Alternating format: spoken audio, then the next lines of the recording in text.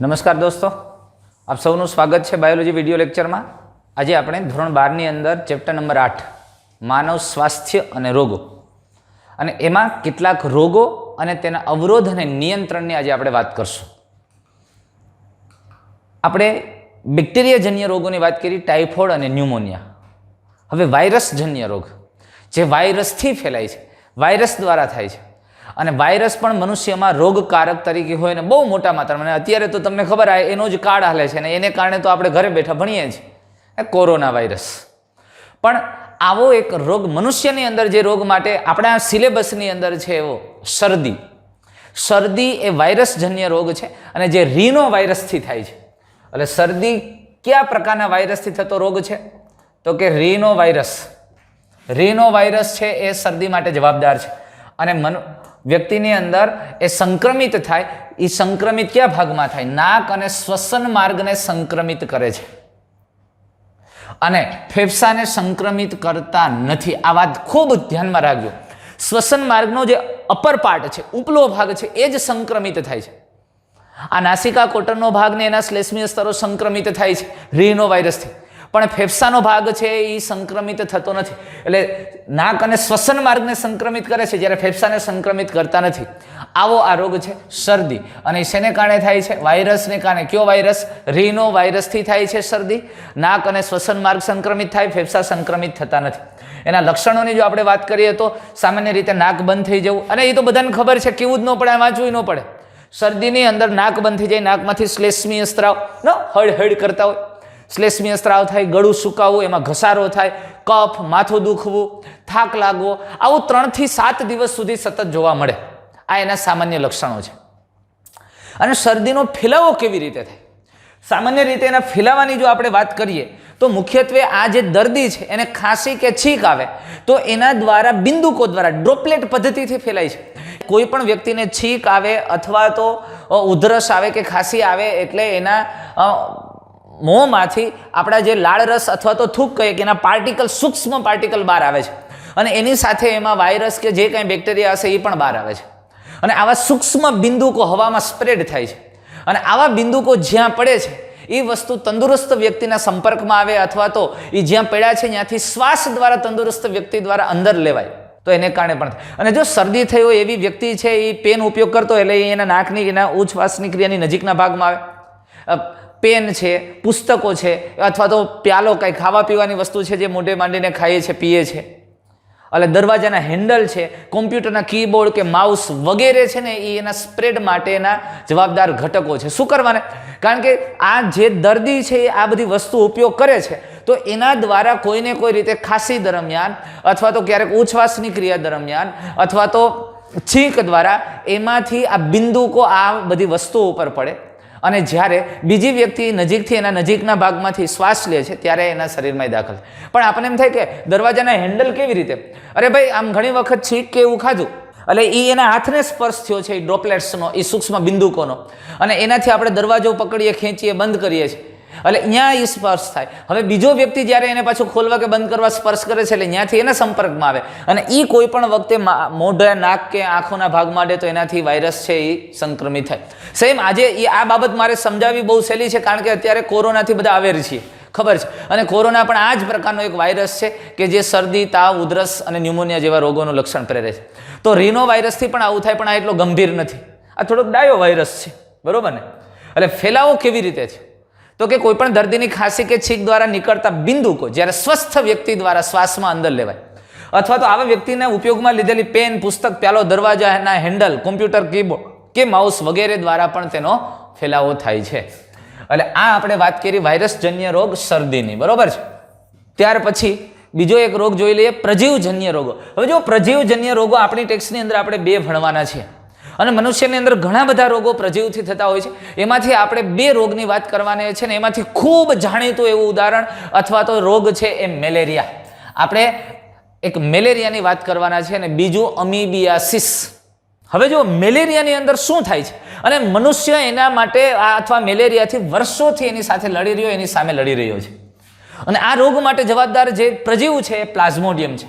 અને આ પ્લાઝ્મોડિયમ નામનું એક નાનું પ્રજીવ કે જે મેલેરિયા માટે જવાબદાર છે એની ઘણી બધી જાતિઓ, એટલે ખાસ કરીને મેલેરિયા માટે જવાબદાર એવી 3 જાતિઓ આપણે વધારે પડતી ધ્યાનમાં આવે છે. એમાં એક પ્લાઝ્મોડિયમ વાઇવેક્સ, પ્લાઝ્મોડિયમ મેલેરિયા અને પ્લાઝ્મોડિયમ ફાલ્સીપેરમ. પણ ખાસ ધ્યાનમાં રહે, પ્લાઝ્મોડિયમ ફાલ્સીપેરમ છે એ ઝેરી મેલેરિયા માટે જવાબદાર છે. અને પ્લાઝ્મોડિયમ ફાલ્સીપેરમથી જે મેલેરિયા થાય છે એ ખૂબ જ ગંભીર અને ઘાતક હોય છે. માણસનું મૃત્યુ પણ આનાથી થઈ શકે છે. હવે આ પ્લાઝ્મોડિયમ કેવી રીતે મેલેરિયા કરે છે? જો આપણે આખું પ્લાઝ્મોડિયમનું જીવનચક્ર ભણીએ એટલે એને આધારે ખબર પડશે કે મનુષ્યની અંદર કેવી રીતે રોગનો ફેલાવો કરે અથવા તો કેવી રીતે મેલેરિયા થાય છે. તો પ્લાઝ્મોડિયમના જીવનચક્રની જરા વાત કરીએ. સૌ પ્રથમ સંક્રમિત એનોફિલિસ માદા મચ્છર. સંક્રમિત એનોફિલિસ માદા મચ્છર એટલે કે એનોફિલિસ માદા મચ્છર છે એ પોતે પહેલા સંક્રમિત થયું હોવું જોઈએ. શેનાથી? આ પ્રજીવથી, પ્લાઝ્મોડિયમથી. એટલે જ્યારે કોઈ બીજા વ્યક્તિને મેલેરિયા હોય અને એ મેલેરિયા હોય એવા વ્યક્તિને આ એનોફિલિસ માદા મચ્છર કરડે તો એ એનોફિલિસ માદા મચ્છરના અન્નમાર્ગમાં આ પ્લાઝ્મોડિયમ છે એ દાખલ થઈ ગયો અને એ પ્લાઝ્મોડિયમ એના અન્નમાર્ગમાંથી એનોફિલિસ માદા મચ્છરની લાળ ગ્રંથિમાં એ સ્પોરોઝોઇડ સ્વરૂપે દાખલ થયો. અને એ જ્યારે મચ્છર આપણને એનોફિલિસ માદા મચ્છર કરડે ત્યારે એ મચ્છર લાળ રસનો સ્ત્રાવ કરે. કારણ કે એ કરડે છે ને ત્યારે રુધિરને સરળતાથી ચૂસી શકે અને આપણું રુધિર ગંઠાઈ ન જાય એટલે એ લાળ રસનો સ્ત્રાવ કરે, જેમાં હિપેરિન યુક્ત દ્રવ્યો હોય એટલે રુધિર ગંઠાય નહીં અને સરળતાથી રુધિરને ચૂસી શકે. એટલે મચ્છર રુધિર લે છે એમાં સામે તમને કંઈક આપે છે, થોડું લાળ રસ આપે. એ લાળ રસ ઠાલવે ને તો એની સાથે આ પ્લાઝ્મોડિયમના સ્પોરોઝોઇડ સ્વરૂપ પણ દાખલ થાય લાળ રસની સાથે અને એના દ્વારા મનુષ્યને ચેપ લાગે છે. એટલે જુઓ, જ્યારે એનોફિલિસ માદા મચ્છર મનુષ્યને કરડે ત્યારે પ્લાઝ્મોડિયમ સ્પોરોઝોઇડ સ્વરૂપે મનુષ્યના દેહમાં પ્રવેશે છે. અને એક વસ્તુ ધ્યાનમાં રાખજો, એનોફિલિસ માદા મચ્છર દ્વારા જ આ થાય છે. સામાન્ય રીતે એનોફિલિસ નર મચ્છર છે એ મનુષ્યને કરડતા નથી, એ વનસ્પતિના પર્ણોમાંથી જ રસ ચૂસીને પોતાનો ખોરાક મળે. અને માદા મચ્છર એ પોતાની પ્રાજનની ક્રિયાના હેતુ માટેથી એ મનુષ્યને એક વખત કરડે છે અથવા તો એ સમયકાળ દરમિયાન જ પોતે રુધિર ચૂસે છે. બાકી એ પણ વનસ્પતિના પર્ણોના રસથી જ પોતાનું ગુજરાન ચલાવતા હોય છે. પણ એની પ્રજનન કાળ દરમિયાન અને કેટલીક દેહધાર્મિક ક્રિયાઓ માટે એ મનુષ્ય અથવા તો સસ્તન પ્રાણીના રુધિરને ચૂસે છે. અને માત્ર માદા મચ્છર જ કરડે છે ને એટલે એના દ્વારા જ માત્ર ફેલાવો થશે. હવે જોજો, કયા સ્વરૂપે દાખલ થયું મનુષ્યના દેહમાં? સ્પોરોઝોઇડ સ્વરૂપે. આ પ્લાઝ્મોડિયમનું સ્વરૂપ છે સ્પોરોઝોઇડ, જે ચેપી સ્વરૂપ કહી શકીએ આપણે. હવે ઇન્ફેક્શિયસ ફોર્મ છે આ સ્પોરોઝોઇડ. હવે આપણને સામાન્ય રીતે આ મચ્છર અહીંયા કરડે છે અને એ મચ્છરની લાળ ગ્રંથિમાંથી પ્લાઝ્મોડિયમ સ્પોરોઝોઇડ સ્વરૂપે મનુષ્યના રુધિરમાં દાખલ થાય. હવે શરૂઆતમાં આ પરોપજીવી એટલે કે આ સ્પોરોઝોઇડ યકૃત કોષોમાં દાખલ થાય અને યકૃત કોષોમાં ખૂબ જ ઝડપથી ગુણન પામે છે, ખૂબ જ ગુણન પામે અને પછી રક્તકણો ઉપર આક્રમણ કરે અને તેથી રક્તકણ ફાટી જાય. એટલે જુઓ, પહેલા રુધિરમાં સ્પોરોઝોઇડ દાખલ છે, ત્યાંથી યકૃત કોષોમાં ગયા. આપણે અત્યારે પાછું એનું ડિટેલમાં થોડીક વાત કરશું. યકૃત કોષોની અંદર અલગ અલગ ફોર્મમાં એ ગુણન પામે, અલિંગી પ્રજનન કરીને એની સંખ્યામાં ખૂબ વધારો થાય. એ યકૃત કોષોને તોડીને એ રુધિર કોષોમાં દાખલ થાય, રક્તકણો ઉપર જાય અને રક્તકણની અંદર ત્યાં પાછું જુદું સ્વરૂપ ધારણ કરે અને પછી એ રક્તકણમાં અલિંગી પ્રજનન કરીને એની સંખ્યા ખૂબ વધે અને પછી રક્તકણ ફાટે અને એક સાથે બહાર અને રક્તકણો ફાટી જાય છે. અને રક્તકણો ફાટવાથી એમાંથી દ્રવ્ય મુક્ત થાય. જો રક્તકણની અંદર હિમોગ્લોબિન છે ને, ગ્લોબિન પ્રોટીનનો ઉપયોગ આ ઘટકો કરી ગયો એટલે કે આ પ્રજીવ છે એના દ્વારા થઈ ગયો હોય, ખોરાક તરીકેનો ઉપયોગ કરે અને હિમ દ્રવ્ય અને અન્ય દ્રવ્યો સાથે જોડાઈને આ રક્તકણોમાંથી હિમોઝાઇન નામનું વિષ દ્રવ્ય, ઝેરી દ્રવ્ય મુક્ત થાય. અને ઝેરી દ્રવ્ય મુક્ત થવાને કારણે અને એક સાથે ઘણા બધા રક્તકણો તૂટે, હિમોઝાઇન જેવું દ્રવ્ય મુક્ત થાય અને તેને કારણે વ્યક્તિને 3-4 દિવસે ખૂબ જ ઠંડી આવે. રક્તકણો તૂટે અને ત્યારે હિમોઝાઇન દ્રવ્ય મુક્ત થવાથી એને ખૂબ જ ઠંડી લાગે છે અને આ ઠંડી શરીરના આંતરિક ભાગમાંથી આવે છે. અરે માથે 2 નહીં 4 ગોદડા ઓઢાડી દો ને તોય ભેગું ન થાય, તો એ ધ્રુત થવા, કારણ કે અંદરથી ઠંડી આવે. ઘણી વખત ઓલા ડાયરાના કલાકાર કહેતા હોય, ટાઢિયા તાવની ઠંડી, ગુમડાની રૂજ અને દિલની દાતારી, આ બધું અંદરથી આવે કે આ માયલી વાત છે. એટલે આ ટાઢિયો તાવ એટલે મેલેરિયા અને એ ઠંડી રક્તકણો તૂટવાને કારણે આવે અને એ ઠંડી લાગે, અડધી કલાકનો ખેલ હોય, ખૂબ ઠંડી વાય અને પછી એના પછીના સમયમાં તાવ આવે. સમજાય? હવે આ તબક્કા દરમિયાન મનુષ્યની આ સ્થિતિ હોય ત્યારે માદા એનોફિલિસ મચ્છર જ્યારે પાછું ચેપી વ્યક્તિને કરડે તો ત્યારે આ પરોપજીવીઓ રુધિરમાંથી વ્યક્તિના, જોજો, એ વ્યક્તિના રુધિરમાંથી એ મચ્છરના અન્નમાર્ગમાં આ પરોપજીવી દાખલ થાય. મચ્છરના અન્નમાર્ગમાં પાછા પરોપજીવી થાય. એટલે જે એનોફિલિસ માદા મચ્છર ઇન્ફેક્ટેડ ન હોય અથવા તો હોય તો એમાં પાછું આ પરોપજીવી દાખલ થાય અને એ વાહક તરીકે વર્તે. હવે એ પાછો જ્યારે એ મચ્છર કોઈ અન્ય તંદુરસ્ત વ્યક્તિને કરડશે તો એ પાછું એમાં દાખલ કરશે. એની અંદર એ સ્પોરોઝોઇડ સ્વરૂપે પાછા અથવા તો આ પ્લાઝ્મોડિયમના સ્વરૂપો ચેપી સ્વરૂપ છે એને તંદુરસ્ત વ્યક્તિમાં દાખલ કરશે અને બીજાને ચેપ લગાડશે. એટલે આ રોગનું વાહક મચ્છર છે, પણ રોગ માટે જવાબદાર સજીવ પ્લાઝ્મોડિયમ છે. પણ મચ્છર તો ફેલાવો કરે છે એક વ્યક્તિથી બીજી વ્યક્તિ સુધી. એટલે મચ્છર એ વાહક છે. સમજમાં આવે છે?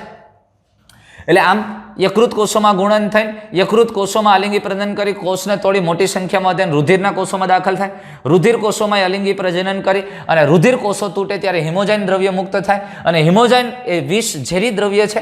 હિમોગ્લોબિનમાંથી હિમ સ્વરૂપ અને અન્ય ઘટકો જોડાઈને મુક્ત થતું ઘટક છે અને હિમોજાઇન મુક્ત થવાને કારણે વ્યક્તિને 3-4 દિવસે ખૂબ ઠંડી લાગે છે.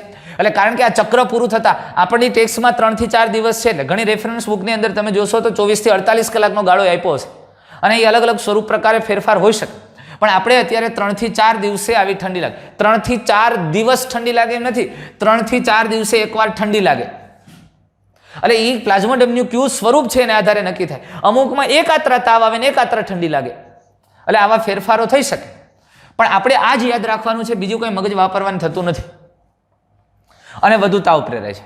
અને આનો ફેલાવો એનોફિલિસ માદા મચ્છર દ્વારા. પણ આ તબક્કા દરમિયાન જ્યારે વ્યક્તિને ઠંડી આવે છે અને તાવ હોય એ તબક્કા દરમિયાન એટલે કે ચેપ પૂરતા પ્રમાણમાં લાગી ગયો છે એ તબક્કા દરમિયાન જો વ્યક્તિને મચ્છર કરડે તો આમાંથી આ સ્વરૂપો આ જે પ્લાઝ્મોડિયમના ઘટકો છે એ મચ્છરના રુધિર દ્વારા જ્યારે મચ્છર રુધિરને ચૂસે છે તો રુધિર મારફતે મચ્છરના અનુમાર્ગમાં જાય અને એના મચ્છરના અનુમાર્ગમાં જઈને એના જીવનચક્રનો બીજો તબક્કો એ સ્ટાર્ટ કરે છે.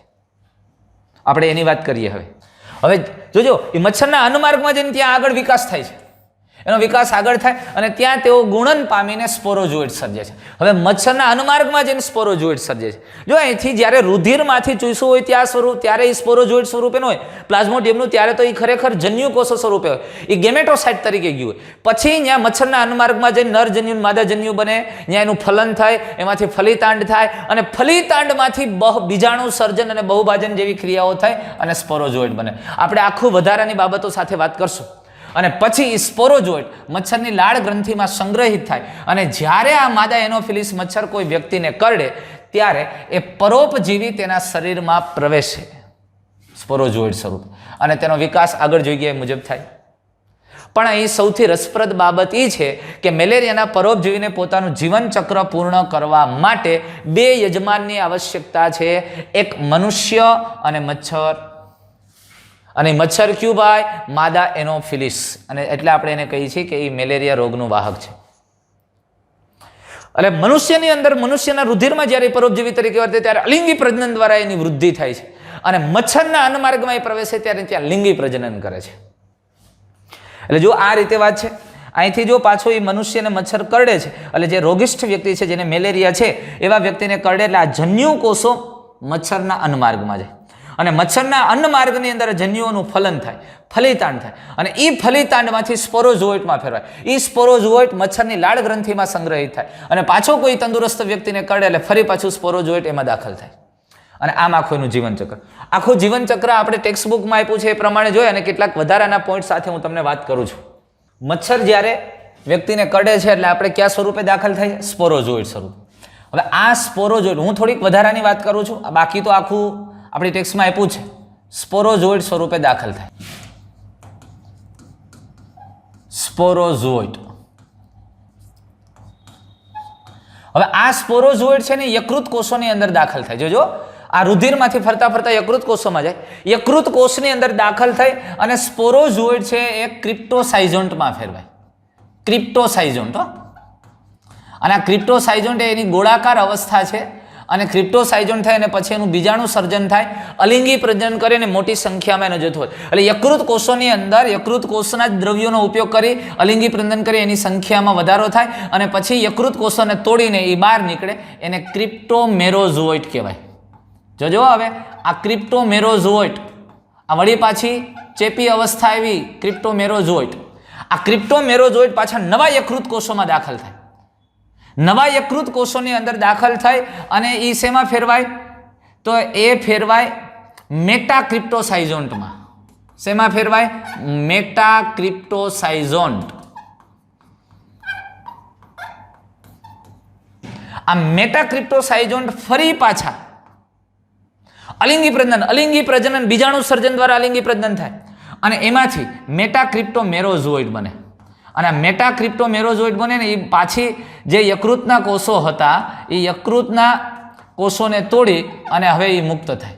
આ મેટાક્રિપ્ટોમેરોઝોઇડ છે એ મેટાક્રિપ્ટોમેરોઝોઇડ રુધિરમાં દાખલ થાય. રુધિરના કોષો એટલે કે રુધિર કોષો ક્યાં? ખાસ કરીને અહીંયા રક્તકણ છે, આરબીસી છે, એ રક્તકણમાં દાખલ થાય મેટાક્રિપ્ટોમેરોઝોઇડ.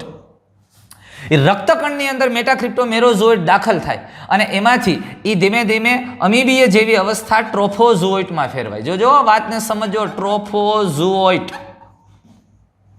અને આ ટ્રોફોઝોઇટ એક ગોળાકાર અવસ્થામાં રૂપાંતરિત થાય. જોજો રક્તકણની અંદર દાખલ થયા, રક્તકણની અંદર ટ્રોફોઝોઇટમાં ફેરવાય અને આ ટ્રોફોઝોઇટ અવસ્થા છે એ રક્તકણના હિમોગ્લોબિનનું વિઘટન કરી નાખે છે. હિમોગ્લોબિનમાંથી ગ્લોબિન ઘટક, પ્રોટીન ઘટકનો ઉપયોગ કરે છે અને હિમ ઘટકને અન્ય દ્રવ્યો સાથે જોડાઈને હિમોઝાઇન ઝેરી દ્રવ્યમાં ફેરવે છે. અને પછી આ ટ્રોફોઝોઇટ છે એ ખોરાક બોરાક મેળવી ગોળાકાર સાઇઝોન્ટમાં ફેરવાય. અને આ સાઇઝોન્ટ અવસ્થા છે એ અગત્યની છે, ધ્યાન મારીએ. આ સાઇઝોન્ટ અવસ્થા છે એ અલિંગી પ્રજનન કરે છે અને સાઇઝોન્ટ અવસ્થામાંથી અલિંગી પ્રજનન થઈ અને હવે જે બને એ બને છે મેરોઝોઇટ. સમજાણું તમને? આટલો ભાગ છે એ ભાગ રક્તકણની અંદર થાય છે. આ ભાગ છે અહીંથી લઈ અને અહીંયા સુધી છે એ રક્તકણની અંદર થાય છે. જોજો હવે આ મેરોઝોઇટમાંથી કેટલાક મેરોઝોઇટ ફરી પાછા રુધિર કોષોને ચેપ લગાડે છે અને કેટલાક મેરોઝોઇટ આમાંથી કેટલાક મેરોઝોઇટ છે એ મેરોઝોઇટ જન્યુ કોષોમાં રૂપાંતરિત થશે અને એ જન્યુ કોષોને ગેમેટોસાઇટ કહેવામાં આવે છે. આ ગેમેટોસાઇટ. અને આ ગેમેટોસાઇટ બે પ્રકારના હોય છે, માદા ગેમેટોસાઇટ અને નર ગેમેટોસાઇટ. આ ગેમેટોસાઇટ રુધિરમાં ફરતા હોય આ દરમિયાન જ્યારે મચ્છર કરડે તો મચ્છર રુધિરને ચૂસે છે ત્યારે આ ગેમેટોસાઇટ મચ્છરના અન્નમાર્ગમાં જાય. આ ગેમેટોસાઇટ જોજો હવે મચ્છરની અંદર જાય છે. અહીંયાથી હવે ચાલુ થયું મચ્છરમાં, અહીંયા સુધીનો તબક્કો તો એ મનુષ્યના રુધિરમાં હતો. હવે આ ગેમેટોસાઇટ મચ્છરની અંદર જાય તો જોજો હવે આ જે નર ગેમેટોસાઇટ હતું એ નર ગેમેટોસાઇટ માઇક્રોગેમિટમાં ફેરવાય. નર ગેમેટોસાઇટ શેમાં ફેરવાશે? માઇક્રોગેમિટ. અને માદા ગેમેટોસાઇટ શેમાં ફેરવાશે? મેગાગેમિટમાં. હવે આ માઇક્રોગેમિટ અને માઇક્રોગેમિટ અને મેગાગેમિટ બેયનું ફલન થાય અને ફલિતાંડ બને. એ ફલિતાંડ એને ઉકાઇનેટ કહેવાય. આ ફલિતાંડ બને ઉકાઇનેટ. આ ત્રાકાકાર રચના ફલિતાંડ ઉકાઇનેટ બને. આ ઉકાઇનેટમાંથી ઉચ્છિષ્ટ બને. વળી પાછું અહીંયા લિંગી પ્રજનન આ મચ્છરના અન્નમાર્ગમાં થાય છે, ઉચ્છિષ્ટ થાય અને આ ઉચ્છિષ્ટની અંદર કેટલા બધા બીજાણુઓ સર્જાય અને એ એક સ્પોરોઝોઇડ તરીકે રૂપાંતરિત થાય. અને આ સ્પોરોઝોઇડ છે એ સ્પોરોઝોઇડ મચ્છરના અન્નમાર્ગનીમાંથી લાળ ગ્રંથિમાં સ્થળાંતરિત થાય ને અહીંયા સંગ્રહિત થાય અને એ મચ્છરની લાળ ગ્રંથિમાંથી પાછું મચ્છર જ્યારે કરે ત્યારે પાછું જાય. જો આ આખી અવસ્થા છે. આપણે ટેક્સ્ટ બુક સિવાયની કેટલીક વાતો અહીંયા લઈ લીધી છે, જોયું તમે? એટલે સ્પોરોઝોઇડ સ્વરૂપે મનુષ્યમાં દાખલ થયું રુધિરમાંથી ગયા યકૃત કોષોમાં એ ગોળાકાર રચનામાં ફેરવાય અને ક્રિપ્ટોસાઇઝોન્ટ કહેવાય. એ ક્રિપ્ટોસાઇઝોન્ટ અલિંગી પ્રજનન કરી અને સંખ્યામાં ખૂબ વધારો કરે અને પછી બીજાણુ અવસ્થા જે બને એ ક્રિપ્ટોમેરોઝોઇડ જે ચેપી અવસ્થા છે એ યકૃત કોષોને તોડીને બહાર નીકળે, નવા યકૃત કોષોમાં દાખલ થઈ જાય. નવા યકૃત કોષોમાં જઈ અને પાછા એ ગોળાકાર રચનામાં ફેરવાય અને મેટાક્રિપ્ટોસાઇઝોન્ટ કહેવાય. આ મેટાક્રિપ્ટોસાઇઝોન્ટમાંથી અલિંગી પ્રજનન થઈને ખૂબ પાછી ચેપી અવસ્થા બને એ મેટાક્રિપ્ટોમેરોઝોઇડ. એ યકૃત કોષોને તોડીને રુધિરમાં મુક્ત થાય અને રક્તકણની અંદર એ દાખલ થાય. એ આ મેટાક્રિપ્ટોમેરોઝોઇડ સ્વરૂપે રક્તકણની અંદર ચેપ લાગે અને રક્તકણની અંદર ગયા પછી ટ્રોફોઝોઇટમાં ફેરવાય, અમીબીય કોષ જેવી રચનામાં ફેરવાય અને રક્તકણની અંદર હિમોગ્લોબિનનું વિઘટન કરી એના ગ્લોબિન પ્રોટીનનો ઉપયોગ કરી જાય અને હિમોઝાઇન દ્રવ્ય છે એ મુક્ત કરે. હવે આ ટ્રોફોઝોઇડ છે એ સાઇઝોન્ટમાં ફેરવાય એટલે ગોળાકાર અવસ્થા, એનું અલિંગી પ્રજનન થાય અને મેરોઝોઇડ બને ત્યારે રક્તકણ ફાટે, હિમોઝાઇન દ્રવ્ય મુક્ત થાય અને આ મેરોઝોઇડ આ અન્ય રુધિર કોષોમાં જાય અને કેટલાક મેરોઝોઇડ ગેમેટોસાઇટમાં રૂપાંતરિત થાય. અહીંયા ફરી ચેપ લગાડી, ફરી ટ્રોફોઝોઇડ, ફરી સાઇઝોન્ટ, ફરી મેરોઝોઇડ, આવું ચાલ્યા જ કરે અને કેટલા બધા રક્તકણને ચેપ લગાડે. અને ગેમેટોસાઇટ રુધિરમાં ફરતા હોય. આ ગેમેટોસાઇટ રુધિર મારફતે જો મચ્છર કરડે ને મચ્છરના અન્નમાર્ગમાં જાય તો મચ્છરના અન્નમાર્ગમાં ગેમેટોસાઇટ નરજન્યુ અને માદાજન્યુમાં ફેરવાય, એટલે કે માઇક્રોગેમિટ અને મેગાગેમિટમાં ફેરવાય. અને આ બે નરજન્યુ અને માદાજન્યુ મચ્છરના અન્નમાર્ગમાં ફલન કરીને ફલિતાંડ બને, જેને ઉકાઈનેટ કહેવાય. ત્રાકાકાર રચના ઉકાઈનેટ. આ ઉકાઈનેટ ફરી અલિંગી પ્રજનન કરી બીજાણુ સર્જન દ્વારા ઉસિષ્ટનું નિર્માણ કરે અને ઉસિષ્ટમાંથી આ બીજાણુ મુક્ત થાય સ્પોરોજોઇડ, જે પ્લાઝ્મોડિયમની ચેપી અવસ્થા છે. સમજમાં આવ્યું? અને આ સ્પોરોજોઇડની આપણે વાત કરી ગયા તો યાદ આવે તમને વર્ગીકરણ વખતે? યસ. તો આ સ્પોરોજોઇડ છે, પ્રજીવ વખતે આપણે ભણ્યા. આ રીતે મેલેરિયા છે એ સામાન્ય રીતે થતું. પણ અહીંયા આ મેરોજોઇડ મુક્ત થઈને રક્તકણ તૂટે ત્યારે વ્યક્તિને ખૂબ જ ઠંડી આવે અને ત્યાર પછી તાવ આવે. હવે ત્યાર પછી પ્રજીવજન્ય બીજો રોગની આપણે વાત કરીએ. બીજો પ્રજીવજન્ય રોગ છે અમીબિયાસિસ. અને આ અમીબિયાસિસ અથવા તો અમીબીય મરડો. અને અમીબીય મરડો અથવા અમીબિયાસિસ ક્યાં પ્રજીવથી થાય છે? એ એન્ટામીબા હિસ્ટોલાઇટિકા, અમીબાથી થતો મરડો છે. એન્ટામીબા હિસ્ટોલાઇટિકા. એટલે હિસ્ટોલાઇટિકા પ્રકારનું જે અમીબા છે એનાથી અમીબિયાસિસ અથવા તો અમીબીય મરડો થાય છે. અને એના લક્ષણોની જો આપણે વાત કરીએ તો એમાં વ્યક્તિને કબજિયાત થાય, ઉદરના ભાગમાં પેટથી સીધ નીચેના ભાગમાં દુખાવો અથવા ખેંચાણ થાય, વીટ આવતી હોય, મળમાં અતિશ્લેષ્મ, મળ એનું એકદમ ચીકણું અને શ્લેષ્મીય ભાગ જોવા મળે, અને રુધિરની ગાંઠો પણ જોવા મળે છે. કારણ કે અમીબાનું ઇન્ફેક્શન મોટા આંતરડામાં લાગવાથી ચેપ લાગેલો હોય એટલે મોટા આંતરડાના શ્લેષ્મ સ્તરમાં એ જખમ પેદા કરે અને એ શ્લેષ્મ સ્તરમાં જખમ થવાને કારણે એમાંથી ક્યારેક રુધિર પડે અને રુધિર મળ મારફતે બહાર આવે અને એટલે રુધિરની ગાંઠો પણ ઘણી વખત એના મળમાં જોવા મળે. એટલે લક્ષણો બહુ સરળ સામાન્ય: કબજિયાત થવો, ઉદરમાં એટલે કે પેટમાં દુખાવો, ખેંચાણ આવવું, મળમાં અતિશ્લેષ્મ ચીકણું હોય, શ્લેષ્મીય સ્ત્રાવ હોય અને રુધિરની ગાંઠો પણ મળમાં જોવા મળે. ફેલાવો શેના દ્વારા થાય? આ સામાન્ય રીતે ઘર માખી દ્વારા આ રોગનો ફેલાવો થાય છે અથવા તો ઘર માખી એ યાંત્રિક વાહક છે. કેવી રીતે? કારણ કે જે વ્યક્તિને રોગ થયો છે અથવા અમીબીય મરડો છે એના મળમાં અમીબિયા અથવા તો આ પ્રકારના અમીબાના શિષ્ટ કોષ્ઠનયુક્ત રચનાઓ હોય. એટલે એ મળ ઉપર કે એના ઉપર માખી બેઠી હોય એટલે એના પગમાં, ઉપાંગોમાં, એના મુખાંગોના ભાગમાં આવા ચોંટી ગયા હોય એના કોષ્ઠન, અને એ માખી ઉડતી ઉડતી પાણી અથવા તો ખોરાક ઉપર બેસે તો એ ખોરાકને દૂષિત કરે છે. અને એ ખોરાક જ્યારે તંદુરસ્ત વ્યક્તિ લે તો એના અન્નમાર્ગમાં પણ આવા અમીબિયાના કોષ્ઠન છે એ દાખલ થાય અને એટલે એને પણ એ ચેપ લાગવાની શક્યતાઓ રહેલી છે. એટલે ઘરમાખી આ રોગના યાંત્રિક વાહકો છે. ચેપગ્રસ્ત મળમાંના પરોપજીવીને ખોરાક તેમજ તેની પેદાશો સુધી વહન કરી તેને દૂષિત કરે છે. કોણ? આ માખી. અને આ રીતે મળ દ્વારા દૂષિત થયેલ પીવાનું પાણી અને ખોરાક આ ચેપ કે ફેલાવાનો મુખ્ય સ્ત્રોત છે અમીબીય મરડો. એટલે મોટો સ્ત્રોત આ જ ઘરમાખી. એનું એક જીવનચક્ર છે, ફટાફટ આપણે જોઈ લઈએ. ટેક્સ્ટબુકમાં નથી પણ આપણે સમજવા માટે વાત કરી છે. તો જો અહીંયા સામાન્ય રીતે ખોરાક ઇન્ફેક્ટેડ એટલે કોઈ આવો દૂષિત ખોરાક લે તો ત્યારે એક મેચ્યોર સિસ્ટ કોષ્ઠન પામેલું અમીબા, એની ફરતે કવચ પામેલું અમીબા છે એ ખોરાક દ્વારા અન્નમાર્ગમાં જાય અને અન્નમાર્ગની અંદર જઈને આંતરડામાં જાય ત્યારે એનું કોષ્ઠન તૂટે અને ત્યારે એની અંદર બીજાણુ સર્જન જેવી પ્રક્રિયાઓ થાય, બહુભાજન જેવી ક્રિયા થઈને એકમાંથી વધારે આવા અમીબા મુક્ત થાય, કોષ્ઠન તૂટે. અને એ અમીબા પછી ટ્રોફોઝોઇડ સ્વરૂપે હોય અને એ ટ્રોફોઝોઇડ ફોર્મમાં હોય એટલે ઇન્ફેક્શિયસ એટલે એ ચેપ લગાડી શકે એવું. અને પછી આ ટ્રોફોઝોઇડ સ્વરૂપે હોય ત્યારે એ મોટા આંતરડામાં સામાન્ય રીતે ટ્રોફોઝોઇડ સ્વરૂપે એ સ્થાયી થાય અને ત્યારે એ વિભાજન પામે અને એનું ગુણન થાય. આમાંથી કેટલોક ભાગ છે એ ફરી પાછો એની ફરતે કોષ્ઠન આવરણ બની અને મળ સ્વરૂપે મુક્ત થાય અને આમાંથી કેટલાક અમીબા છે એ મોટા આંતરડાના શ્લેષ્મ સ્તરમાં ચેપ લગાડે, શ્લેષ્મ સ્તરની અંદર દાખલ થાય ત્યાંથી રુધિર મારફતે રુધિરમાં પરિવહન પામે. જો શ્લેષ્મ સ્તરની અંદર ચેપ લગાડે ને રુધિરમાં ભળી જાય અને રુધિર દ્વારા એ પરિવહન પામતા પામતા યકૃત, ફેફસા વગેરે જેવા ભાગોમાં જાય અને એ ભાગોની અંદર પણ નુકસાન પહોંચાડે છે અને એટલે શ્વસન સંબંધિત અથવા તો પાચન સંબંધિત બીજી મુશ્કેલીઓ પણ સર્જાય. આમ આપણને એમ થાય ખાવા સામાન્ય મરડો છે પણ મરડાનો લાંબો સમય ચેપ રહેવાથી ફેફસા એટલે કફ થાય એવી પણ અસરો થાય, યકૃત સંબંધિત એટલે પાચન સંબંધિત મુશ્કેલીઓ પણ આવે, યકૃતને લગતી મુશ્કેલીઓ સર્જાય એટલે. અને બાકીના કેટલાક સજીવો છે મળ મારફતે મુક્ત થાય. વળી પાછું આવું મળ એ કોઈને કોઈ રીતે ખોરાક કે પાણી કે એવા ભાગોને જો દૂષિત કરે તો એને મારફતે બીજા વ્યક્તિને પણ સતત ચેપ લાગે. સમજાય છે વસ્તુ? અને એનો ફેલાવો થવા માટે મુખ્ય જવાબદાર ઘટક ઘરમાખી છે. પણ રોગ અમીબાથી થાય છે, એને ફેલાવવા માટે જવાબદાર ઘરમાખી અથવા તો માખી છે.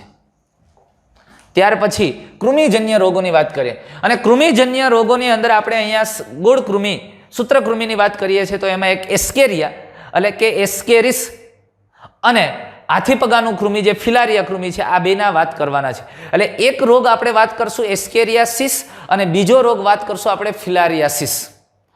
એસ્કેરિયાસિસ છે આંત્રમાર્ગનો રોગ છે. તો પહેલા આપણે એસ્કેરિયાસિસની વાત કરીએ. પણ આ સામાન્ય રીતે કૃમિજન્ય રોગો એ કૃમિથી થતા રોગો છે અને સૂત્રકૃમિના રોગોની આપણે વાત કરીએ. સૂત્રકૃમિના ચેપથી થતા રોગોની આપણે બે વાત કરીએ છીએ. એમાં આજે આપણે પહેલી વાત કરીએ છીએ એસ્કેરિયાસિસ. એ આંત્રમાર્ગીય પરોપજીવી કરમિયાથી થતો એસ્કેરિયાથી થતો રોગ છે અને એસ્કેરિયાથી થાય છે એટલે એને એસ્કેરિયાસિસ કહેવામાં આવે છે. હવે આમાં શું થાય છે? આ કરમિયાને કારણે ચેપ લાગે તો એના લક્ષણો શું છે? તો એની અંદર અન્નમાર્ગની અંદર રક્તસ્રાવ થાય, આંતરિક રક્તસ્રાવ. આ કૃમિ અથવા કરમિયા આંતરડામાં હોય તો અંદરના ભાગમાં શ્લેષ્મ સ્તરને જખમ પહોંચાડે અને એમાંથી રુધિર પડે છે, રુધિર વહે છે. એટલે અન્નમાર્ગના અંદરના ભાગમાં રક્તસ્રાવ થાય, સ્નાયુમય દુખાવો થાય, તાવ આવે, એનિમિયા અને આંતરમાર્ગને અવરોધે છે. જો આ અન્નમાર્ગમાં કૃમિની સંખ્યા ખૂબ વધી જાય અને અન્નમાર્ગની અંદર એટલું બધું કૃમિની માત્રા વધી જાય, આંતરમાર્ગ અવરોધાય, ખોરાક ત્યાંથી પસાર ન થઈ શકે એવી પણ મુશ્કેલી સર્જાય. આ કૃમિ છે એ ધીમે ધીમે માનો કે રુધિર દ્વારા વહન પામી અને ફેફસા સુધી યકૃત સુધી પહોંચી જાય તો ફેફસા સુધી પહોંચે તો એનિમિયા જેવા લક્ષણો પણ દેખાય અને સ્નાયુના ભાગમાં ક્યાં જાય તો એને લઈને સ્નાયુનો દુખાવો પણ થાય. એટલે લક્ષણોની અંદર આંતરિક રક્તસ્રાવ, સ્નાયુમય દુખાવો, તાવ, એનિમિયા અને આંતરમાર્ગમાં અવરોધ વગેરે જેવા લક્ષણો જોવા મળે. ફેલાવો કેવી રીતે થાય છે? અરે ચેપગ્રસ્ત વ્યક્તિના મળ સાથે આ પરોપજીવી એટલે કે કરમિયા છે, એસ્કેરિયા છે, એના ઈંડા બહાર આવે છે. અન્નમાર્ગમાંથી એના ઈંડા મળ મારફતે બહાર આવે અને આ ઈંડા માટી દ્વારા, પાણી તેમજ વનસ્પતિને દૂષિત કરે. એટલે એ ઈંડા મળમાંથી મારફતે બહાર આવ્યા, તમે સમજો. હવે એ મળ ઉપર પાણી પડે તો એ ધોવાણ થઈને એના ઈંડાની પાણીમાં અથવા તો પાણી દ્વારા વહન પામીને જ્યાં પાણીના સ્ત્રોત હોય ત્યાં જાય અથવા તો એ માટીમાં ભળી જાય છે. હવે માટીમાં ભળી જાય, એ માટીયુક્ત શાકભાજી આવે અથવા તો માટી, જો નાના છોકરાઓને શું કરવાના, એ માટીમાં ને એમાં ખૂબ રમતા હોય તો એના હાથ ધોઈને જમવું જોઈએ અથવા ખાવા પીવાની ટેવ પાડીએ અથવા તો એના નખ કાપેલા રાખવાનું. કારણ માટીમાં રમતા હોય તો માટીમાં આવા ઈંડા હોય, ખબર એને નથી, સૂક્ષ્મ હોય. હવે માટીવાળા હાથે સીધું ખાય તો ક્યારેક આવા પ્રકારના પરોપજીવી સજીવો છે એ અન્નમાર્ગની અંદર દાખલ થઈ જાય અને ખબર ન પડે. અને જો એટલે જ સામાન્ય રીતે નખ કપાવવાની પણ છતાંય ઘણી બધી દીકરીઓ એ મોટા મોટા રેખા હોય પાવડા જેવા, તકલીફ પડે ક્યારેક. એટલે આવી રીતે કહેવાનો મતલબ એ છે કે માટી, પાણી, વનસ્પતિઓને દૂષિત કરે છે અને સ્વસ્થ વ્યક્તિમાં તેનો ફેલાવો આવા દૂષિત પાણી, આવા દૂષિત શાકભાજી કે ફળ વગેરેના સેવનથી કે ખાવાથી થઈ શકે. એટલે શાકભાજી છે કે એ માટીવાળું હોય ને ધોયા વગર ખાય અને જો એમાં કોઈ દરેક માટીવાળા શાકભાજી ખાધા હોય તો થાય એવું જરૂર નથી, પણ જો એના ઉપર આવું ક્યારેક ઈંડા ચોંટ્યા હોય અને એ ખોરાક દ્વારા અંદર વયા ગયા અથવા તો ફળ દ્વારા, શાકભાજી દ્વારા અંદર ગયા તો એમાંથી એ અન્નમાર્ગની અંદર ગયા પછી એ ઈંડુમાંથી આખા કૃમિ અથવા કરમિયા થાય અને આગળ વૃદ્ધિ પામે, વિકાસ પામે. એટલે અને આવા લાક્ષણિકતાઓ જોવા મળે અને એનું આખું જીવનચક્ર આપણે જોઈએ તો જુઓ. હવે આ કૃમિનું એક લાર્વલ સ્ટેજ, આમ આપણને ઈંડું જ દેખાય, જો એગ વિથ L3 લાર્વા, આમ બહારથી ઈંડું જ હોય પણ એની અંદર એનો એમ્બ્રિયોનલ ગર્ભ વિકાસ શરૂ હોય. એ અવસ્થામાં જ્યારે એ ખોરાક સાથે એટલે કે માટી, પાણી કે કોઈ પણ શાકભાજી સાથે મનુષ્યના અન્નમાર્ગમાં ગયું તો અન્નમાર્ગમાં જઈને એ પુખ્ત કૃમિમાં વિકાસ પામે છે. નાના આંતરડાની અંદર પુખ્ત કૃમિમાં તે વિકાસ પામે છે અને પુખ્ત કૃમિની અંદર વિકાસ પામી અને ત્યાં એ ટકે છે. હવે એ ત્યાં સામાન્ય રીતે પ્રાજ્ઞનિક ક્રિયાઓ કરી અને ઈંડા મૂકે અન્નમાર્ગની અંદર. આમાંથી એ ઈંડા, કેટલાક અફલિત ઈંડા છે એ વિકાસ નહીં પામી શકે અને ફલિત ઈંડા છે એ કેટલાક મળ મારફતે બહાર આવશે અને મળ મારફતે ઈંડા બહાર આવશે એટલે ઈંડા ફરી પાછા આગળ વિકાસ પામશે. જે ફર્ટિલાઇઝ છે, ફલિત ઈંડા છે, એ વિકાસ પામી એનો ગર્ભ વિકાસ આગળ વધશે અને એની લાર્વલ અવસ્થા આવે અને એ અવસ્થા દરમિયાન ફરી પાછો કોઈ બીજા વ્યક્તિના ખોરાકમાં જાય તો એને ચેપ લાગે. પણ કેટલાક ઈંડા અંદરને અંદર પરિપક્વ થઈ જાય, એ પણ ધ્યાનમાં રાખજો. આ ઈંડા, અમુક ઈંડા છે બધા જ ઈંડા મળ મારફતે બહાર નથી આવી જતા. કેટલાક ઈંડા અંદર જ એ વિકાસ પામી અને લાર્વલ અવસ્થામાં આવે. એની જે લાર્વા અવસ્થા છે એ ત્યારે અન્નમાર્ગના શ્લેષ્મીય સ્તરને નુકસાન પહોંચાડી અને રુધિર વાહિનીઓમાં દાખલ થાય અને રુધિરમાં દાખલ થયા પછી એ રુધિરમાં ફરતા ફરતા એ ફેફસા સુધી પહોંચે તો વ્યક્તિને એનિમિયા જેવા શ્વસન સંબંધિત મુશ્કેલીઓ પણ સર્જે છે. અને ત્યાં ને ત્યાં વિકાસ પામી અને ઘણી વખત અન્નમાર્ગની અંદર પણ કૃમિ બહુ મોટા જથ્થામાં વધી જાય, મોટી સંખ્યામાં વધી જાય અને અન્નમાર્ગને બ્લોક કરી દે, આંતરમાર્ગને અવરોધે છે. જો સર્જરી કરે તો ઢગલો મોઢે કૃમિ નીકળ્યો આંતરડામાંથી.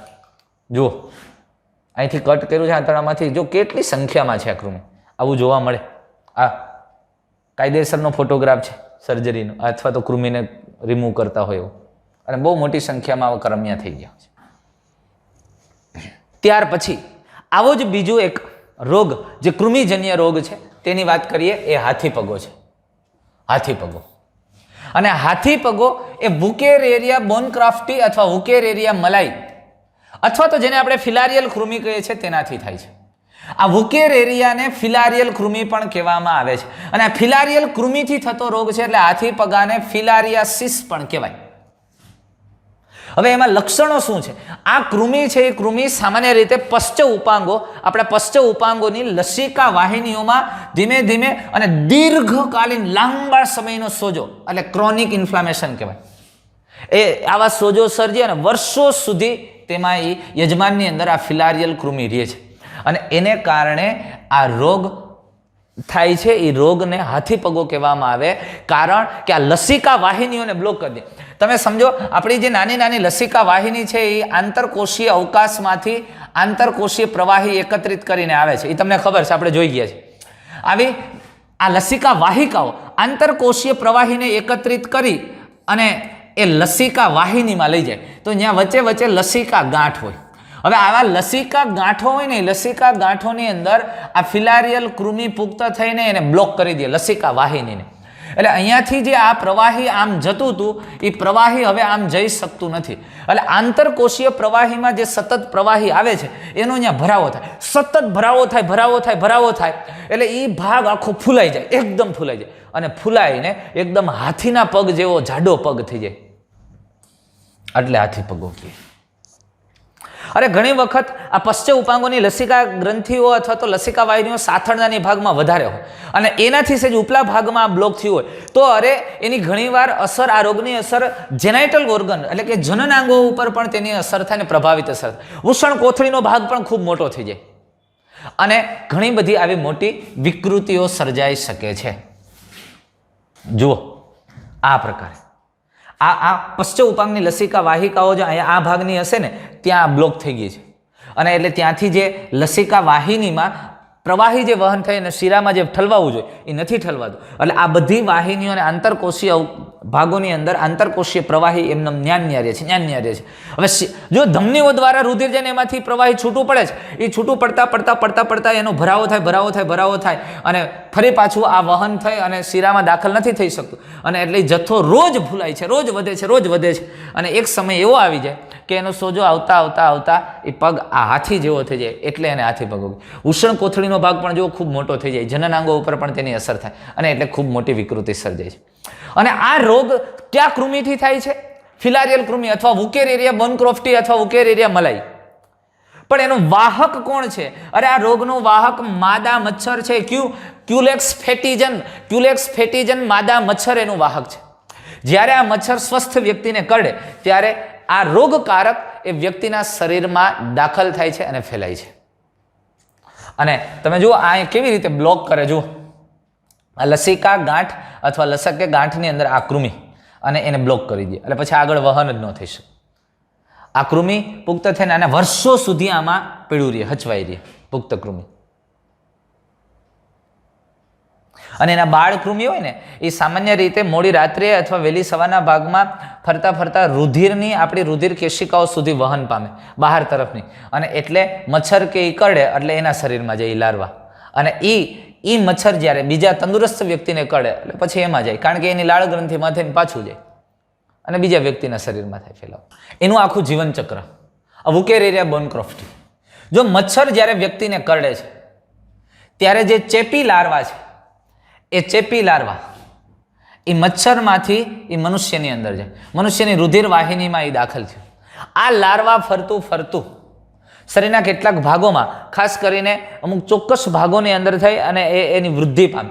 એમ કરતાં એ પુખ્ત સ્વરૂપે એ વિકાસ પામતા જો યકૃતના એવા ભાગોમાં એની વૃદ્ધિ થઈ અને વૃદ્ધિ થાય એ ફરતા જ્યારે લસિકા ગાંઠની અંદર જાય અને પરિપક્વ થાય અને અહીંયા કાયમી વસવાટ કરી નાખે. લસિકા ગાંઠ એડલ્ટ ક્યાં જાય? લસિકા ગાંઠની અંદર, લિમ્ફ નોડમાં અથવા લિમ્ફેટિક ડક્ટની અંદર, એટલે કે લસિકા વાહિકાઓની અંદર. હવે જુઓ, આ લસિકા વાહિકાઓની અંદર જાય અને એ અહીંયા પુખ્ત સજીવો અહીંયા વસવાટ કરે એટલે એ બેની પ્રાજ્ઞાનિક ક્રિયાઓ દ્વારા ઈંડા અને સંતતિ પેદા થાય.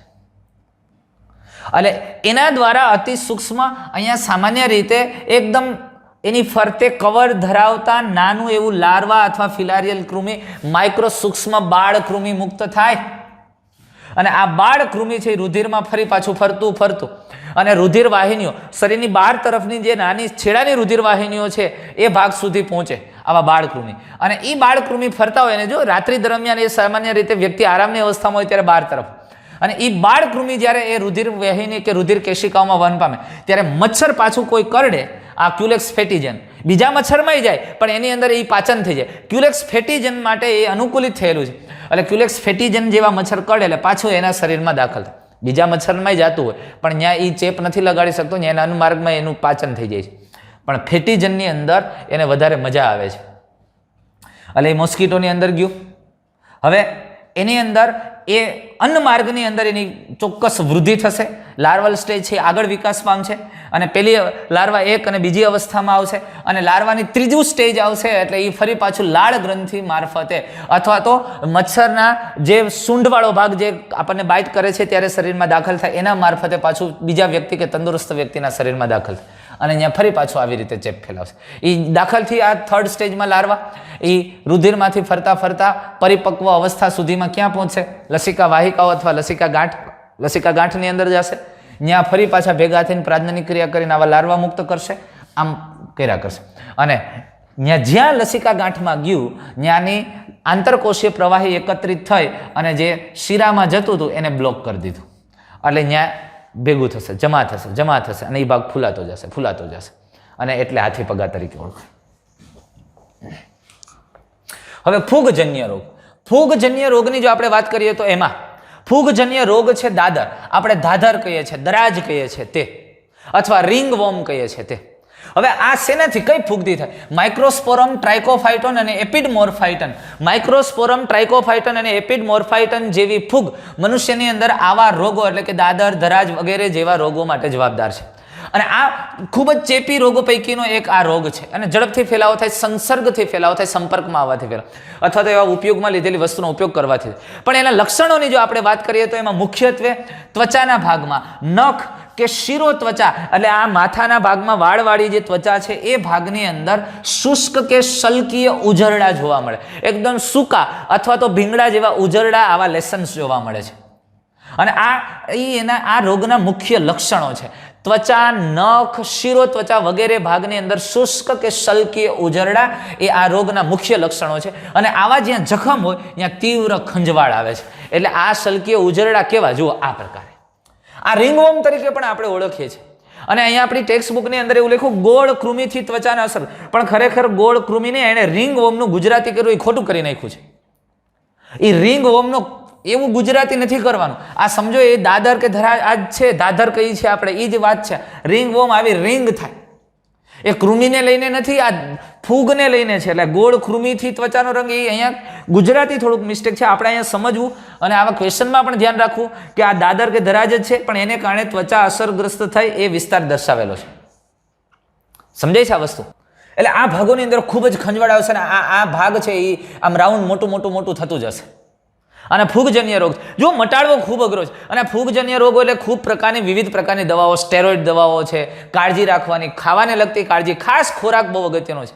જો સુરતની અંદર ને એમાં વચ્ચે સોસાયટીમાં આવા રોગો ખૂબ સ્પ્રેડ છે, ખાસ કરીને આ ધાધર આપણે કહીએ છીએ. અને કોઈ વાતમાં એ મટે નહીં. એટલે બધાને એમ થયું પાણીજન્ય મુશ્કેલી છે ને પાણી દ્વારા કંઈક આવું થાય છે. હા, એને કારણે પાણીમાં ખોરાકને લઈને આ ફૂગજન્ય રોગો આવી શકે છે. પણ ધ્યાનમાં આવ્યું કે ખરેખર વધારે પડતી અસર થતી હતી ચોક્કસ પ્રકારના ખોરાક, નાયલોન ખમણ.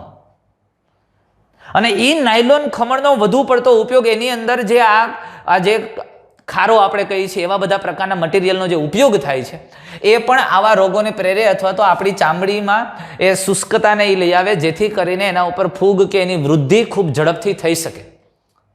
આવા બધા પ્રકારના વધારે પડતું કાચું મીઠું ખાવું, આ ખારો છે અથવા તો આ અલગ અલગ પ્રકારના સોડા છે, જે આપણા બેકિંગ સોડા જે આપણા ખોરાકમાં વપરાય છે, એ બધા પ્રકારના આવા પ્રકારની ફૂગની વૃદ્ધિને આપણી ત્વચા છે ને એ પોતે જ આનો પ્રતિકાર કરતી હોય, ફૂગની વૃદ્ધિને અવરોધે છે, પણ આવા પ્રકારના ખોરાકને લઈને એની સામે લડી નથી શકતી. અને એટલે ફૂગમાં એટલે આવા પ્રકારની ફૂગને ઝડપથી આપણી ઉપર વૃદ્ધિ પામી શકે. સંપર્કમાં તો હોય જ આપણે આના ક્યાંક ને ક્યાંક, પણ આપણું પ્રતિકારક તંત્ર એને નથી ડેવલપ થવા દેતું. પણ ખોરાકની ફેરફારને લઈને ઘણી વખત એ આપણા ઉપર પ્રભાવિત થઈ જાય, હાવી થઈ જાય છે. અને આ સામાન્ય રીતે ફૂગ ક્યાં વૃદ્ધિ ઝડપથી પામે છે? જો હુંફાળ અને ભેજયુક્ત વાતાવરણમાં ફૂગ ઝડપથી વૃદ્ધિ પામે, એ તો આપણને ખબર છે. એટલે આપણા શરીરમાં આવા કયા ભાગો હોય? તો ગળીયુક્ત ત્વચા, જ્યાં ખૂબ જ કળછલી પડતી હોય, એટલે કે આપણા સાથળના ભાગમાં જાંઘ પ્રદેશનો ભાગ છે, એ પગની આંગળીઓ છે, એ સતત એ આંગળીઓના ભાગમાં પરસેવોરી અને ભીની સતત રહેતી હોય. એટલે જાંઘ પ્રદેશ, પગની આંગળીઓ, આવા વિસ્તારો છે કે એ ભેજયુક્ત રહે, ભીના રહે, અથવા સતત જ્યાં પરસેવો થતો અહીંયા ઝડપથી ફૂગ વૃદ્ધિ પામે. અને આવા ભાગોની અંદર આ પ્રકારની લાક્ષણિકતાઓ અથવા આ પ્રકારની ફૂગનો ચેપ લાગવાની સંભાવનાઓ વધુ હોય. અને આ દાદર સામાન્યપણે માટી કે ચેપગ્રસ્ત વ્યક્તિએ ઉપયોગમાં લીધેલ ટુવાલ, કપડાં કે કાંસકાનો ઉપયોગ કરવાથી પણ થાય છે. એટલે એનો ફેલાવો સામાન્ય રીતે માટી દ્વારા, કે ફૂગને એના સ્પોર માટીમાં ને એમાં હોય. આ ઉપરાંત ચેપગ્રસ્ત વ્યક્તિ ઉપયોગમાં લીધેલ ટુવાલ છે, કપડાં છે, કાંસકાનો ઉપયોગ કરીએ, એટલે એ વ્યક્તિ, કારણ કે એના સંપર્કમાં એટલે એના સ્પોર અડેલા જ હોય એમાં ક્યાંક ને ક્યાંક. એણે જે કપડાં પહેર્યા છે એ કપડાં આપણે ઉપયોગમાં લઈએ, એણે જે ટુવાલનો ઉપયોગ કર્યો છે એ ટુવાલનો ઉપયોગ બીજો વ્યક્તિ કરે, તો આવા પ્રકારના ઉપયોગથી, અથવા તો એને માથામાં આવા કોઈ પ્રકારના સ્કાર છે અને દાંતીઓ એને જે માથું વાળ ઓડાવેલું છે એ જ કાંસકાનો ઉપયોગ બીજો વ્યક્તિ કરે, તંદુરસ્ત વ્યક્તિ કરે, તો એના સ્પોર એના સંપર્કમાં આવે અને એનાથી ચેપ થવાની સંભાવનાઓ છે. એટલે આવી રીતે એનો ફેલાવો થઈ શકે છે. એટલે મિત્રો અહીંયા આપણે અલગ અલગ પ્રકારના રોગોની વાત કરીએ. બેક્ટેરિયાજન્ય રોગો છે, વાયરસજન્ય રોગો છે. તો જો બેક્ટેરિયાજન્ય રોગો કેવી રીતે ફેલાય છે? વાયરસજન્ય રોગો ડ્રોપલેટ પદ્ધતિ સામાન્ય રીતે ઝડપથી ફેલાતા હતા. ઘણા બેક્ટેરિયાજન્ય પણ એવી રીતે ફેલાતા હતા. કૃમિજન્ય રોગો છે, એના માટે અલગ અલગ પ્રકારના વાહકો છે. પ્રજીવજન્ય રોગો છે, એના માટે જુદા જુદા પ્રકારના વાહકો છે. ફૂગજન્ય રોગો છે, તો એનો ફેલાવો કંઈક જુદી રીતે. તો આ બધા જ રોગોને ફેલાતા કેવી રીતે અટકાવવા, અથવા તો આ રોગોને થતા અટકાવવા માટે એને શું નિયંત્રણ કરી શકાય, એને કેવી રીતે નિયંત્રિત કરી શકાય, કેવી રીતે એને અવરોધી શકાય, એની વાત કરવી છે આપણે. તો આ રોગોના અવરોધ અને નિયંત્રણ સામાન્ય રીતે આ બે રીતે કરી શકીએ. એક વ્યક્તિગત અને જન સમુદાયની દ્વારા, અથવા તો એક સામાજિક સ્તરે. એટલે આવો અવરોધ અને નિયંત્રણ આપણે બે રીતે લઈ આવી શકીએ. એક વ્યક્તિગત અને જન સમુદાય, સામાજિક સ્વચ્છતા. હા, બહુ સરસ મજાની વાત કરી. અને આપણા પ્રધાનમંત્રીએ ભાઈ આ અભિયાન ઉપાડેલું છે. વ્યક્તિગત સ્વચ્છતામાં તો હવે નથી પ્રશ્ન, કદાચ અમુક વર્ષો પહેલા તકલીફ હતી કે હવે માણસ રોજે રોજ નાવાનું કામ કરે છે અને દિવસમાં કદાચ 2 વખત નાઈ લેતો હશે, પણ એવો સમય પણ હતો કે અઠવાડિયે 1 વખત માનવારો આવતો, એવી પરિસ્થિતિઓ પણ હતી. પણ વ્યક્તિગત સ્વચ્છતાનો પ્રશ્ન હવે કદાચ ખૂબ ઓછો છે. પણ હજુ આપણે એક સામાજિક સ્તરે સ્વચ્છતા માટે દરેક વ્યક્તિએ આગળ આવવું જોઈએ અને વિચારવું જોઈએ, ખૂબ જરૂરી છે.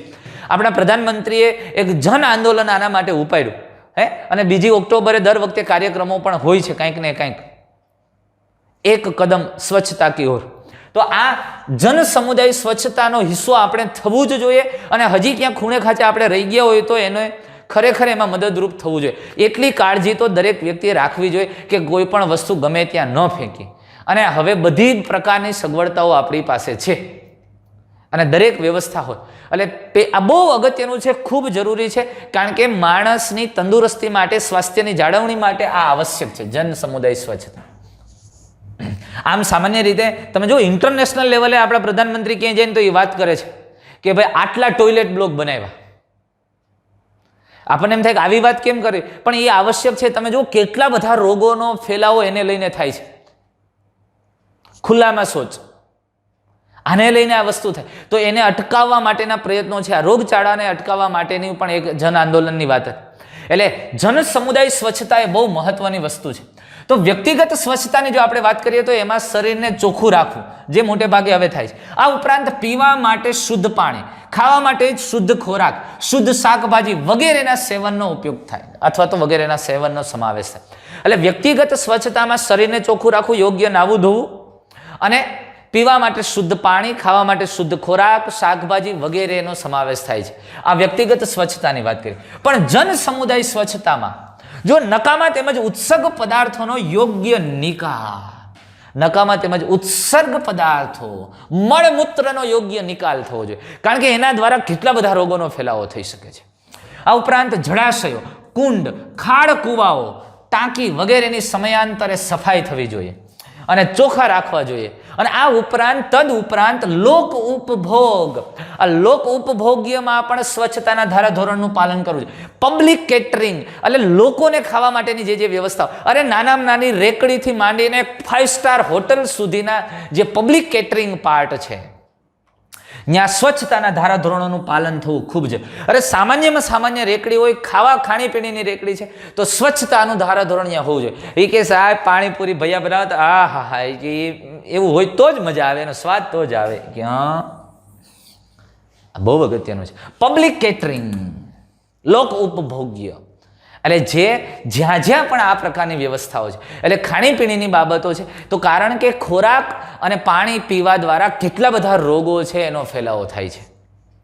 અને એટલે પબ્લિક કેટરિંગની અંદર સ્વચ્છતાના ધારાધોરણ, એટલે એ વાત એ છે પબ્લિક કેટરિંગ એટલે શું કહેવા માગે છે, જે કાંઈ પણ જગ્યાએ ખાણીપીણીની વ્યવસ્થા, હોસ્ટેલ હોય, રેસ્ટોરન્ટ હોય કે પછી રેકડી હોય, કોઈ પણ ખાવા પીવાની જગ્યા હોય, જાહેર જગ્યાઓ છે, તો જ્યાં સ્વચ્છતાના ધારાધોરણોનું પાલન થાય એ ખૂબ જરૂરી છે. કારણ કે એને કારણે કેટલાક આવા જે રોગો છે, કેવા કે જે ખાવા પીવાને લઈને ફેલાય છે, એવા રોગો ઉપર રોક લગાવી શકાય, એને અવરોધી શકાય. એટલે આવા ઉપાયો વિશિષ્ટ રૂપે એવા સ્થાનો પર અનિવાર્ય છે કે જ્યાં રોગકારકો ખોરાક અને પાણીના માધ્યમ દ્વારા ફેલાતા હોય, જેમ કે ટાઇફોઇડ, અમીબિયાસિસ, એસ્કેરિયાસિસ વગેરે. તો આવા રોગોને આપણે રોકી શકીએ સ્વચ્છતાને લઈને. હવે જે રોગો હવા પ્રેરિત છે, હવા દ્વારા ફેલાય છે, ડ્રોપલેટ સિસ્ટમથી ફેલાય છે, જેમ કે ન્યુમોનિયા અને શરદી જેવા હવા પ્રેરિત રોગો છે, તો એને કેટલાક બાબતોથી આપણે રોકી શકીએ. કેવી બાબતોથી આપણે રોકી શકીએ? તો કે જે ચેપી વ્યક્તિ છે, એ ચેપી વ્યક્તિના ગાઢ સંપર્ક તેમજ તેના દ્વારા ઉપયોગમાં લેવાયેલ વસ્તુનો ઉપયોગ ટાળવો જોઈએ. એટલે હવા દ્વારા ફેલાય તો એવા વ્યક્તિના સંપર્કમાં ન આવવું. સર ખબર છે કોરોના, હા જોયું, હવા દ્વારા ફેલાય તો એના સંપર્કમાં ના આવો, આઇસોલેટ થઈ જાઓ, ક્વોરન્ટાઇન થઈ જાઓ. નવો શબ્દ આપણને મળ્યો, નકર પહેલાં આપણી ખબર જ નહોતી. અને એને ઉપયોગમાં લીધેલી વસ્તુનો ઉપયોગ ટાળવો જોઈએ, જેથી કરીને આપણે એને અટકાવી શકીએ. ન્યુમોનિયા, શરદી જેવા રોગો આવા હવા દ્વારા ફેલાય છે. કીટકો દ્વારા ફેલાતા રોગો, જો કીટકો દ્વારા ફેલાય, માખી છે, મચ્છર છે, તો જેવા કે મેલેરિયા અને ફિલારિયોસિસ, આ મહત્વપૂર્ણ બાબત છે કે આ રોગવાહકો છે, રોગવાહકો અને તેમના પ્રજનન સ્થળો, એટલે કે એની પ્રજોપ્તિ ન વધે ને એની વસ્તી ઘટે એવા પ્રયત્ન કરો. એટલે રોગવાહકો અને તેના પ્રજનન સ્થળોનું નિયંત્રણ અને તેમનો નાશ આવશ્યક છે, જેથી એની સંખ્યામાં વધારો ન થાય, એટલે એની વાહકની સંખ્યા ન વધે. હે ને, પ્લાઝ્મોડિયમ છે એક વ્યક્તિમાંથી બીજા વ્યક્તિને અડવાથી નથી લાગતો, એના સંપર્કમાં સંસર્ગમાં સાથે જમવાથી નથી, પણ એ મચ્છર આને કરડીને બીજાને કરડે તો થાય છે. એટલે એનો ફેલાવા માટે બહુ જવાબદાર છે આ વાહકો. તો વાહકોની સંખ્યા ન વધે ને એનો નાશ થાય, એનું નિયંત્રણ થાય, એ પણ આવશ્યક છે, એ જરૂરી છે. તો એના નાશ માટે, આ હેતુને સિદ્ધ કરવા માટે આપણે શું કરશું? તો કે રહેણાંક વિસ્તારમાં અને તેની આસપાસ પાણીને જમા ન થવા દેવું, જેથી કરીને મચ્છરનો ઉપદ્રવ ઘટે. ઘરમાં વપરાતા કુલરની નિયમિત સફાઈ કરવી. કુલરની અંદર ખૂબ મચ્છર થાય, ઘાસ ભીનું થાય ને, અને એને લઈને એની ઉપર ખૂબ મચ્છર થાય. બીજું આ ઉપરાંત આપણા ફ્રીજ કે હોય, એમાં નાની પાછળ ટ્રે હોય, એમાં પાણી ભરાયું હોય તો એને સમયાંતરે સાફ કરવી જોઈએ, દૂર કરવું જોઈએ. મચ્છરદાનીનો ઉપયોગ કરો, જેથી કરીને મચ્છર તમારા સુધી ન પહોંચે. અને ટાંકાઓની અંદર, ઘરમાં કંઈ ખુલ્લી ટાંકી કે એવું કાંઈ છે, અથવા તો ટાંકાઓ છે પાણીના સંગ્રહ માટે સ્ત્રોત, તો એમાં મચ્છરોના ડીંભને ખાઈ જતી ગેમ્બુસિયા માછલીનો ઉપયોગ કરો. આ ગેમ્બુસિયા માછલી મચ્છરના લાર્વાને ખાઈ જાય, એટલે આવી માછલીઓ એમાં નાખવી, જેથી કરીને એ મચ્છરના લાર્વા થાય નહીં, થાય તો એને ખાઈ જાય, એ નાસ્તો કરી જાય ગેમ્બુસિયા. આ ઉપરાંત ખાડા છે, ડ્રેનેજ છે, એટલે ગટરો, દલદલ વગેરે સ્થાનોએ કીટનાશક દવાઓનો છંટકાવ કરવો જોઈએ, એ પણ જરૂરી છે. અને આ ઉપરાંત દરવાજા અને બારીઓમાં, આપણા ઘરના દરવાજા અને બારીઓમાં જાળી લગાવી, જેથી મચ્છરોના પ્રવેશને અટકાવી શકાય. અને ભારતની અંદર મોટા પાયે હાલમાં આ રોગવાહક, એટલે ખાસ કરીને ભારતની અંદર સૌથી વધારે મચ્છર જેવા અને ખાસ કરીને એડિસ મચ્છર દ્વારા ફેલાતા રોગોની અંદર અત્યારે અઘરું પડી જાય એવું ડેન્ગ્યુ અને ચિકનગુનિયા, જે વ્યાપક રૂપમાં ફેલાયેલ રોગ છે અને એના સંદર્ભની અંદર આવા ઉપાયો ખૂબ મહત્વના છે. આ એડિસ મચ્છર જો આપણને ખબર છે કે સામાન્ય રીતે સમી સાંજ અને વહેલી સવારે વધારે સક્રિય હોય. આ દરમિયાન આપણા ઘરના બારી દરવાજા એ જાળીવાળા અથવા તો બંધ રાખો અથવા તો દરવાજા જ બંધ રાખો, જેથી કરીને આ મચ્છર આવે નહીં. બાકીના સમયમાં એ આરામમાં હોય, પણ વહેલી સવારે અને થોડી સાંજના સમયમાં આ એડિસ મચ્છર વધારે સક્રિય. ચટાપટાવાળું મચ્છર હોય ને એ એડિસ મચ્છર છે, જે ડેન્ગ્યુ અને ચિકનગુનિયાના ફેલાવા માટે જવાબદાર છે. આ વાયરસજન્ય રોગ છે ડેન્ગ્યુ અને ચિકનગુનિયા, પણ એનો ફેલાવો આ મચ્છરથી થાય છે, એડિસ મચ્છર. એટલે ત્રણેય મચ્છરની વાત થઈ ગઈ. એનોફિલિસ માદા મેલેરિયાના વાહક છે, ક્યુલેક્સ ફેટિજન હાથીપગો અથવા ફિલારિયોસિસનું વાહક છે, અને એડિસ મચ્છર ચિકનગુનિયા અને ડેન્ગ્યુનું વાહક. હવે આટલી વાત કર્યા પછી આ સામાન્ય રીતે સામાજિક સ્તરે થઈ શકે એવા કર્યું. આ ઉપરાંત અભ્યાસ અને વિજ્ઞાન ક્ષેત્રે આગળ વાત કરીએ તો જો જીવ વિજ્ઞાન ક્ષેત્રે થયેલ પ્રગતિને કારણે આપણે અનેક ચેપી રોગોની ટક્કર ઝીલવા માટે કારગત પ્રયાસો આપણને પ્રાપ્ત થયા છે. અને આવા પ્રયાસો આપણને પ્રાપ્ત થયા છે જેમાં રસી અને પ્રતિરક્ષાકરણ. આવા કાર્યક્રમોને કારણે તમે સમજો આપણે શીતળા જેવા રોગને જળમૂળથી દૂર કરે. શીતળા સંપૂર્ણ દૂર થઈ ગયો, વાયરસજન્ય રોગ હતો, અને આ શીતળાને કારણે આપણે ત્યાં આજથી તમે 50 વર્ષ આગળ વયા જાઓ એટલે ખૂબ ખૂબ ઊંચો બાળ મૃત્યુ દર હતો, અને શીતળાને કારણે બાળકોના મૃત્યુ ખૂબ થતા હતા, જે આજે રસીકરણને કારણે સંપૂર્ણપણે દૂર થઈ ગયું, જળમૂળમાંથી દૂર કરી નાખ્યું શીતળા. અને આ ઉપરાંત રસીના ઉપયોગથી અત્યારે મોટા ભાગે મહદઅંશે નિયંત્રિત કરી શકાય છે એવા પોલિયો, ડિપ્થેરિયા, ન્યુમોનિયા, ટીટેનસ અનેક ચેપી રોગોને મહદઅંશે નિયંત્રિત. એટલે એક વસ્તુ ખાસ અહીંયા મગજમાં અને નોંધ લીધા જેવી બાબત છે, શીતળા જળમૂળથી દૂર થયેલો રોગ રસીકરણને કારણે, પ્રતિરક્ષાકરણને કારણે મહદઅંશે નિયંત્રિત થઈ ગયા હોય એવા રોગો. પોલિયો, અપંગ થઈ જાય, ખબર ને, તાવ આવે, વાયરસજન્ય રોગ છે, અને આમ આંચકી જેવું આવી જાય, ચેતાતંત્ર સંબંધિત, અને ભાગ પગ ખોટો થઈ જાય અને વ્યક્તિ અપંગ થઈ જાય. ડિપ્થેરિયા, ગળાની અંદર આમ વ્હાઇટ ડોટ જેવું હોય અને એકદમ શુષ્ક થઈ જાય અને પેક થઈ જાય, ઘણી વખત શ્વાસ રૂંધાઈ જાય માણસ, ડિપ્થેરિયા. ન્યુમોનિયા તો ખબર છે, ટીટેનસ, ધનુર. આવા અનેક ચેપી રોગોને મહદઅંશે આપણે નિયંત્રિત કરી શકાય છે રસીને કારણે. એટલે અહીંયા બહુ મહત્વની વાત, જળમૂળથી દૂર, મહદઅંશે નિયંત્રિત. અને જૈવ ટેકનિક દ્વારા નવી અને વધુ સુરક્ષિત રસીઓ પણ બનાવી શકાય છે, વધુ સુરક્ષિત રસીઓ. આ ઉપરાંત એન્ટીબાયોટિક દવાઓ તેમજ અન્ય દવાઓના ઉપયોગથી અથવા તો સંશોધન દ્વારા ઘણા ચેપી રોગોને પ્રભાવી રૂપથી ઉપચાર કરવા માટે પણ આપણે સક્ષમતા કેળવી છે, અને આવી રીતે પણ રોગને આપણે નિયંત્રિત કરી શકીએ છીએ, અટકાવી. એટલે રસી અને પ્રતિરક્ષાકરણ દ્વારા અને એન્ટીબાયોટિક્સને અન્ય દવાઓની મદદથી પણ આપણે આવા રોગોને નિયંત્રિત કરી શકીએ છીએ, અથવા તો એના માટે આપણે સક્ષમતા કેળવાય છે. સમજાણું વાત? એટલે અહીંયા કેટલાક રોગોની વાત કરી, એના નિયંત્રણ અને અવરોધોની વાત કરી. અને હવે નેક્સ્ટ વિડીયોની અંદર મસ્ત ટોપિક સાથે આપણે આગળ આવશું, અથવા તો નેક્સ્ટ વિડીયોની અંદર ખૂબ અગત્યનો ટોપિક સાથે આપણે આગળ ભણશું, અને એ છે પ્રતિકારકતા. ખૂબ ઇન્ટરેસ્ટિંગ ટોપિક છે, ખૂબ મજા આવે એવો ટોપિક છે કે કેટલાક રોગો છે એ એક જ વખત જીવનમાં થાય છે, પછી બીજી વખત કેમ નથી થતા, અને બધા રોગોમાં આવું કેમ નથી થતું. તો એ પ્રતિકારકતા શું છે, રોગો સામે આપણું શરીર કેવી રીતે લડે છે, કેવી રીતે ફાઇટ કરે છે, અને કેવી રીતે એને ઘટાડે છે, અથવા તો શા માટે રોગ થઈ જાય છે પ્રતિકારકતા હોવા છતાં. આવા ઇન્ટરેસ્ટિંગ ટોપિક સાથે આપણે નેક્સ્ટ વિડીયોમાં ફરી પાછા મળીએ છીએ દોસ્તો. થેન્ક યુ, ગુડ બાય, જય શ્રી કૃષ્ણ.